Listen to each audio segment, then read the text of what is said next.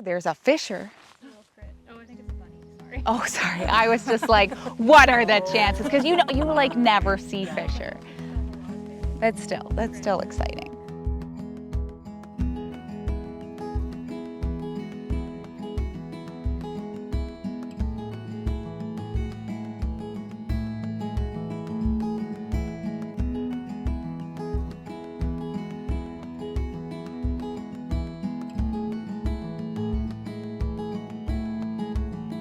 My name is Sandra Frey. I work as a carnivore conservation biologist for the Ministry of Water, Land and Resource Stewardship.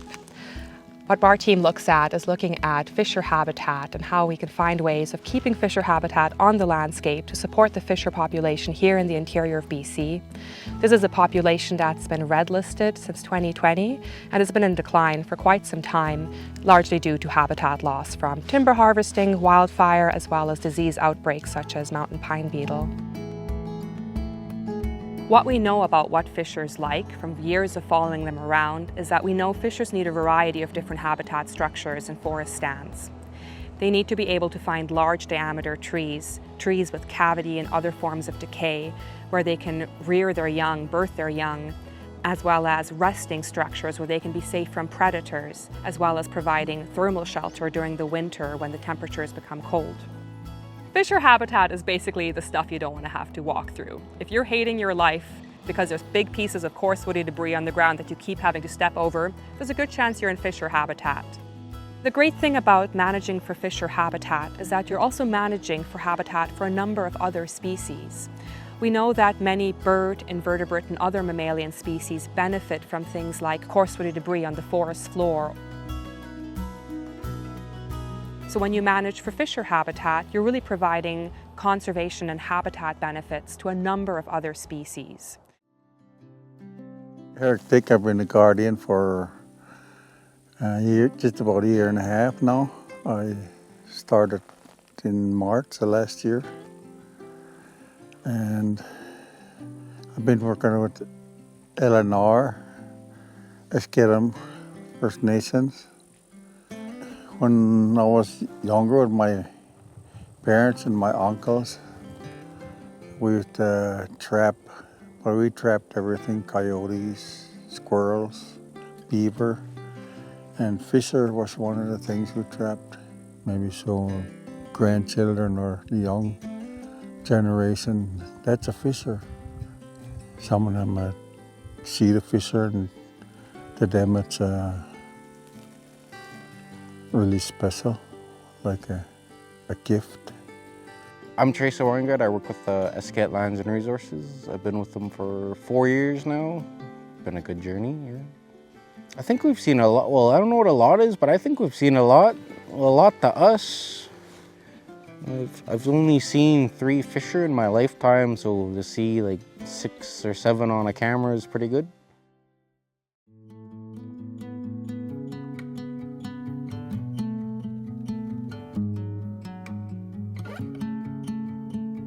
So the Fisher Habitat Retention Tool, or Fisher Tool, is a GIS-based decision support tool designed to support forestry professionals, so planners and operators, be able to identify and retain fisher habitat on the landscape. It identifies not just what types of habitat structures need to be retained during harvest, but also how much needs to be left for that larger landscape to be able to continue supporting a fisher. The outputs of the Fisher tool will tell you exactly what you need to retain, how much to retain, and what those features look like. It will describe to you what tree species, what diameter, what size classes you should be looking for, and also certain important features such as decay. And it will also give you retention targets for ground resting features that can be retained or built, such as fisher piles, large coarse woody debris piles made of large diameter pieces that provide important resting features for fishers in winter when temperatures go below -10. Sometimes the tool will actually identify stands within the cut block that might encompass very good fisher habitat stands from what we understand about fisher habitat needs. And these stands, when they're rare on the landscape, the tool will also flag a warning to say, don't harvest this stand because there's a lot of really important fisher habitat being captured within it.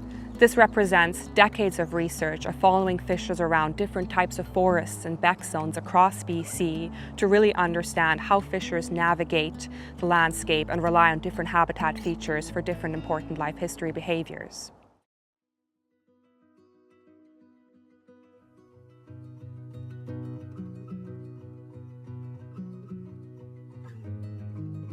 I'm Janelle Hale. I work with West Fraser as the BC Forest Stewardship and Policy Superintendent. We're here today in the SBSMH by Quesnel, looking at one of our blocks that was harvested back in 2022. Our forester did a lot of fisher pre-planning, and we're here to see how that actually came to fruition on the ground. One of the challenges we found in implementing this is getting our prescribing foresters to have enough information in the site plan that people can actually implement those specific requirements without it getting so complicated that the operator is a bit confused with too much detail. And finding that fine line has taken a bit of work. And I think it continues to take work because we get turnover in our staff within West Fraser and within the people actually implementing this on the ground.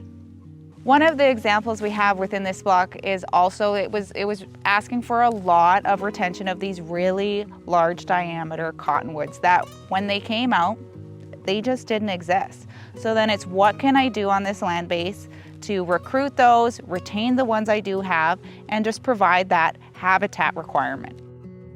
Hi, my name is Laurel Riviere. I am a planning coordinator with West Fraser and Quesnel. It's great that we have the flexibility to work with the prescription. It's not super cookie cutter. We can make it work for the block and what is existing on site.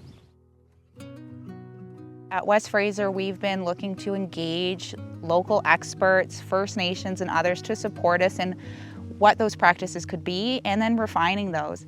An example of that is with this fisher tool, we've had people from the provincial government, local government, and then our regional biologists come out to support us in checking, like, are we hitting the mark and where do we have an opportunity to grow?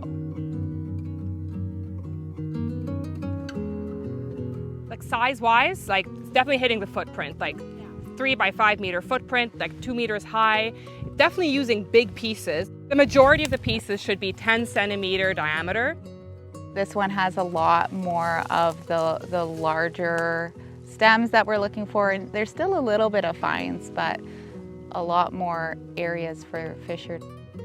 It's a great species for supporting just such a broad diversity of biodiversity, from bird species, cavity nesting species, hundreds of invertebrate species that will benefit from things like coarse-woody debris piles and just big pieces of coarse-woody debris on the ground, and just a number of features that also happen to be great for fishers. While still providing that flexibility for foresters to come in and work with other values, constraints, and the forest that's actually here. And it's even more great when you get to come out here and think of ways that we can keep important fisher habitat features on the landscape, even when there needs to be some timber harvesting in this area, and thinking about ways in which not only can we keep fisher habitat on the landscape today, but how can we also support this stand to recruit fisher habitat into the future. With forestry in BC, social license is such a big part of it that as values and expectations are changing, I think it does. It puts foresters in a position where they need to try and meet that. I would say the challenges in today's forestry and the opportunities to be innovative are quite interesting, and I really enjoy the type of work we are doing by being different with the values on the landscape. So that's one of the reasons why I wanted to become a forest professional, was to really be and see the change in forestry and see how we can manage things differently for biodiversity.